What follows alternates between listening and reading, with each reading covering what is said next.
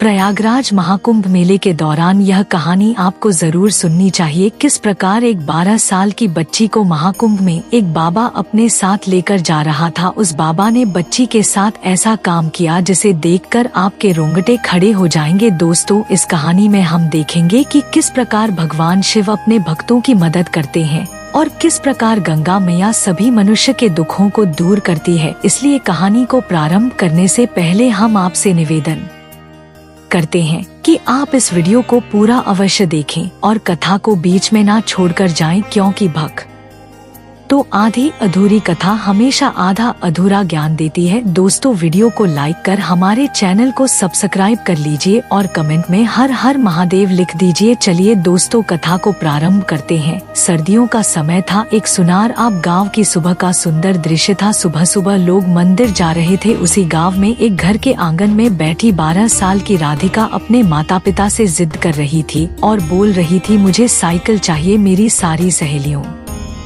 के पास है साइकिल है, बस मेरे पास क्यों नहीं। राधिका के पिता मांगीलाल, जो एक साधारण किसान थे, खेती से थके हारे घर लौटे थे। उन्होंने गहरी सांस ली और कहा, बेटा अभी हमारे पास पैसे नहीं है, हम तुम्हें कुछ समय बाद साइकिल दिला देंगे। लेकिन राधिका जिद पर अड़ रही। उसकी मां निर्मला ने भी समझाया, बेटा हम तुम्हें साइकिल कुछ दिन बाद दिला देंगे, अभी तेरे पापा बहुत परेशान है। लेकिन राधिका को कुछ नहीं सुनना था। उसकी मासूम आंखों में आंसू भर आए। वह रोने लगी, चीखने लगी। उसकी आवाज पूरे घर में गूंजने लगी। गुस्से में आकर मांगीलाल ने उसे डांट दिया, बस करो राधिका, इतनी छोटी बात पर रोना सही बात नहीं है। जाओ अपने कमरे में और पढ़ाई करो। राधिका आंगन में जोर से रोने लगी तो मांगीलाल ने गुस्से में आकर उसे कमरे में बंद कर दिया। दरवाजे के पीछे से राधिका की सिसकियों की आवाज आती रही, पर कोई सुनने वाला नहीं था। राधिका बिस्तर पर सिर रखकर फूट फूट कर रोने लगी। उसे लग रहा था कि उसके माता पिता उसे प्यार नहीं करते, उसकी परवाह नहीं करते। धीरे धीरे रात होने लगी, लेकिन राधिका की आंखों में नींद नहीं थी। आंसू उसकी गालों पर सूख चुके थे, लेकिन दिल में एक अलग ही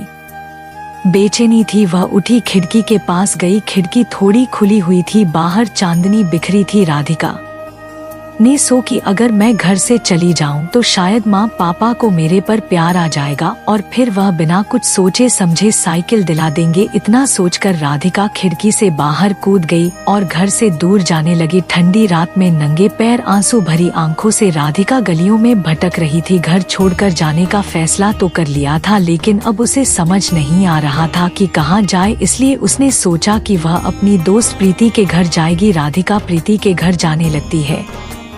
रास्ते में इक्का दुक्का लोग दिख रहे थे, लेकिन कोई उस पर ध्यान नहीं दे रहा था। तभी एक कोने में बैठे एक साधु ने उसे देखा। राधिका को देखते ही वह मुस्कुराने लगा और उसकी आंखों में एक अजीब सी चालाकी भारी चमक आ गई। वह एक ढोंगी बाबा था। ढोंगी बाबा ने मीठी आवाज में पूछा, बेटी इतनी रात को यहाँ अकेली क्या कर रही हो। राधिका ने आंसू पूछते हुए कहा, मुझे घर में कोई प्यार नहीं करता, मुझे साइकिल चाहिए थी, पर माँ पापा ने डांट कर कमरे में बंद कर दिया। साधु ने नकली हमदर्दी जताते हुए सिर हिलाया, ओ बेटी दुनिया बहुत बुरी है, लेकिन चिंता मत कर, मैं तेरी मदद कर सकता हूँ। राधिका मासूम थी, उसे इस दुनिया की बुरी सच्चाई का पता नहीं था। उसने मुस्कुराते हुए पूछा, कैसे बाबा। ढोंगी बाबा ने मुस्कुराते हुए कहा, बेटी अगर साइकिल चाहिए तो पैसे भी तो चाहिए। मैं तुझे एक ऐसी जगह लेकर चलूंगा जहाँ बड़े बड़े लोग आते हैं। वह तुम्हें साइकिल के लिए पैसे देंगे, जिससे तुम साइकिल खरीद पाओगे। राधिका के मन में साइकिल के लिए बहुत सपने थे, इसीलिए वह खुशी खुशी बाबा के साथ चलने के लिए तैयार हो गई। ढोंगी बाबा ने कहा, तो चलो बेटी हम अभी निकलते हैं। और फिर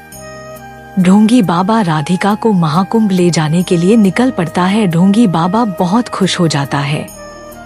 वह सोचता है, आज तो मेरी लॉटरी ही लग गई, खुद लड़की मेरे पास चलकर आ गई। अब मैं इसे महाकुंभ में भीख मंगवा आऊंगा और फिर बाद में इसे अच्छे दामों में बेच दूंगा। ढोंगी बाबा राधिका को लेकर प्रयागराज के महाकुंभ की ओर बढ़ने लगा। रात गहरा जा रही थी। रास्ते में सुनसान सड़कें, ठंडी हवा और अंधेरे में टिमटिमाती पीली बत्तियां थी। राधिका को घर की याद आ रही थी, लेकिन बाबा की मीठी बातें उसे बहला रख रही थी। कुछ घंटों के सफर के बाद राधिका के पेट में अजीब सी जलन होने लगी। उसने मासूमियत से बाबा से कहा, बाबा मुझे बहुत भूख लगी है। ढोंगी बाबा को गुस्सा आया लेकिन फिर भी वह मुस्कुराता रहा। ढोंगी बाबा एक छोटे ढाबे पर रुककर खाने के लिए कुछ लाया, लेकिन उस खाने में ढोंगी बाबा एक नशीली दवा मिला दी और राधिका से कहा, ले बेटी खा ले, इससे तुझे बहुत ताकत मिलेगी। राधिका भूखी थी, बिना कुछ सोचे उसने खाना खा लिया। कुछ ही मिनटों में उसकी आंखें भारी होने लगी, सिर चकराने लगा और फिर सब कुछ अंधेरा हो गया। जब राधिका की आंखें खुली तो उसने खुद को एक भीड़-भरे इलाके में पाया।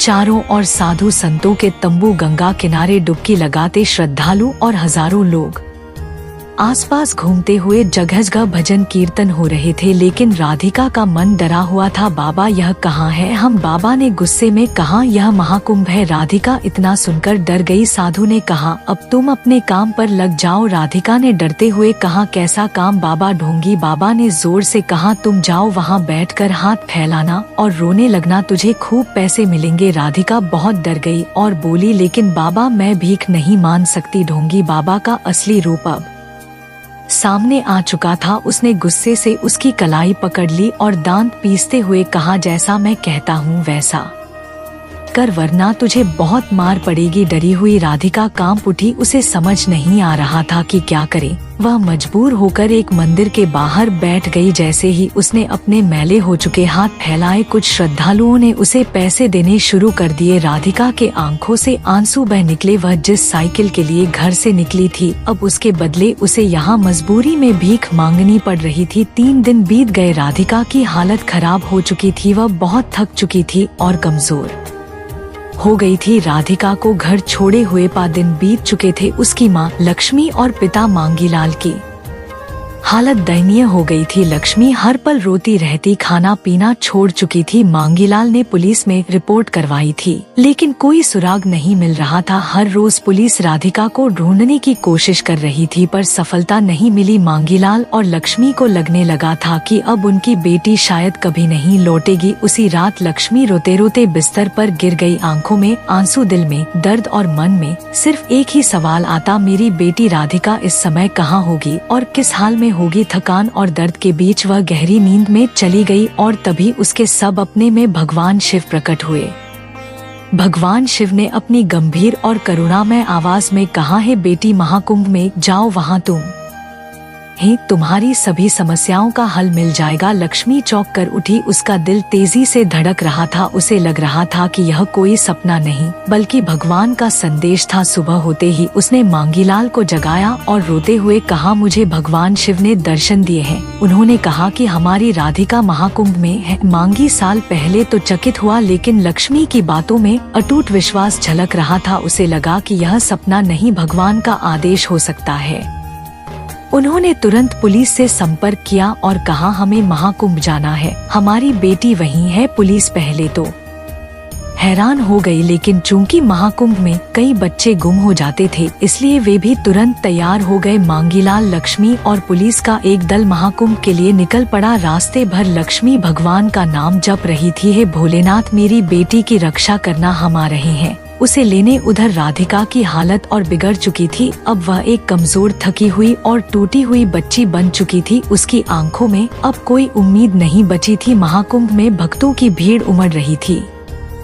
गंगा किनारे साधु संतों का प्रवचन चल रहा था। श्रद्धालु आस्था की डुबकी लगा रहे थे और कहीं भजन कीर्तन की मधुर ध्वनि गूंज रही थी। लेकिन इस विशाल मेले में राधिका के माता पिता की आंखें बस अपनी खोई हुई बेटी को खोज रही थी। पुलिस के जवान अलग अलग टुकड़ियों में बढ़कर भीड़ में राधिका की तलाश कर रहे थे। स्पीकर में राधिका की गुमशुदगी, लक्ष्मी की आंखों से आंसू थमने का नाम नहीं ले रहे थे। वह हर किसी से पूछ रही थी, क्या आपने मेरी बेटी को देखा है? उधर राधिका अपनी बदली में भीख मांग रही थी। उसकी आंखों के नीचे काले धब्बे पड़ चुके थे, शरीर कमजोर हो चुका था, लेकिन ढोंगी बाबा का डर उसे मजबूर कर रहा था। प्रिय भक्त गणों, उसी समय एक बूढ़ा साधु कांपते हुए कदमों से आया और राधिका के पास बैठ गया। बाबा की आंखों में एक दिव्य चमक थी, जिससे उनका चेहरा चमक रहा था। साधु जी ने प्यार से पूछा, बेटी तुम यहाँ क्या कर रही हो? राधिका ने दुखी स्वर में कहा, मैं यहाँ भीख मांगने के लिए मजबूर हूँ। बाबा बूढ़े साधु ने मुस्कुराकर कहा, चलो तुम्हें तुम्हारे असली घर के पास लेकर जाऊं। राधिका को ऐसा लगा जैसे कोई बहुत अपना उससे बात कर रहा हो। बूढ़े साधु ने धीरे से राधिका का हाथ पकड़ा और उसे लेकर चल पड़ा। राधिका के माता पिता अभी भी राधिका को ढूंढ रहे थे। अचानक लक्ष्मी की नजर सामने गई। उसने देखा एक बूढ़ा साधु हाथ पकड़कर एक बच्ची को ला रहा था। वह बच्ची कोई और नहीं राधिका थी। लक्ष्मी चीखते हुए दौड़ी और अपनी बेटी को गले से लगा लिया। मांगीलाल की आंखों में आंसू थे। माँ बेटी एक दूसरे से लिपटकर रोने लगी। लक्ष्मी ने रोते हुए पूछा, बेटा तू कहाँ चली गई थी? राधिका भी रोते हुए बोली, माँ मुझे माफ कर दो, मुझे नहीं पता था कि साइकिल के लिए घर छोड़ना इतना बड़ा गुनाह होगा। मांगीलाल और लक्ष्मी ने उसे और जोर से गले लगा लिया। जब उन्होंने शुक्रिया कहने के लिए उस बूढ़े साधु की ओर देखा तो वहाँ कोई नहीं था। बूढ़ा साधु गायब हो चुका था। लक्ष्मी ने कहा, यह कोई साधारण व्यक्ति नहीं थे, यह वही व्यक्ति थे जो मेरे सपने में आए थे। यह खुद भगवान शिव थे जिन्होंने मेरी बेटी को बचाया। राधिका के माता पिता और वहाँ खड़े सभी लोग हाथ जोड़कर हर हर महादेव का जयघोष करने लगे। राधिका के मिलते ही पुलिस तुरंत सतर्क हो गई। एक पुलिस अफसर ने नरम आवाज में पूछा, बेटा तुम्हें यहाँ कौन लेकर आया? राधिका की आंखों में डर भर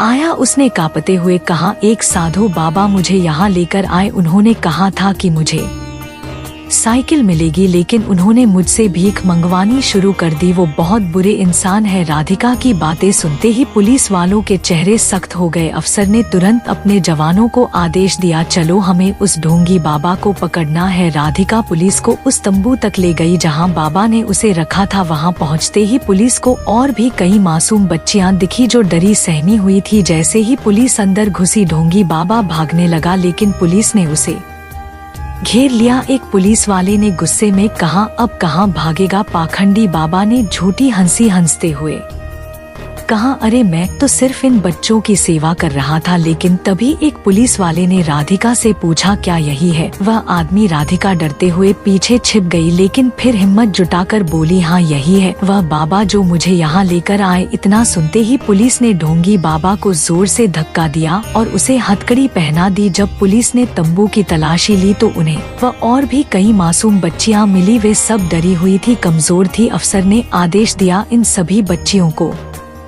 उनके माता पिता से मिलवाओ। इस दरिंदे बाबा को जेल में डालो। पुलिस बाबा को लेकर चली गई और भीड़ में सभी लोग हर हर महादेव के नारे लगाने लगे। महाकुंभ में जब राधिका अपने माता पिता के साथ वापस लौटी तो उसकी आंखों में आंसू थे। उसने अपनी माँ का हाथ पकड़ा और कहा, माँ मैं बहुत बड़ी गलती कर बैठी, अगर मैंने जिद ना की होती तो यह सब ना होता। लक्ष्मी ने राधिका को गले लगा लिया और बोली, बेटा गलती इंसान से ही होती है, लेकिन भगवान शिव ने हमें दोबारा मिलाकर यह सिखाया कि लालच और जिद से बचना चाहिए। राधिका को अपनी गलती का एहसास हो चुका था। वह समझ गई थी कि माँ पापा की बातें हमेशा सही होती है। भगवान शिव ने अपनी कृपा से राधिका को बचाया, भोंगी बाबा का अंत किया और सभी को एक बहुत बड़ा सबक दिया। प्रिय भक्तगणों, इस कहानी से हमें संदेश मिलता है कि परिवार से बड़ा कोई धन नहीं और माता पिता की बातों से बड़ा कोई उपदेश नहीं। प्रिय दोस्तों, यदि आपको यह कहानी अच्छी लगी हो तो कमेंट में हर हर महादेव अवश्य लिखें और अपने और बेल आइकन को ऑन कर लीजिए। मिलते हैं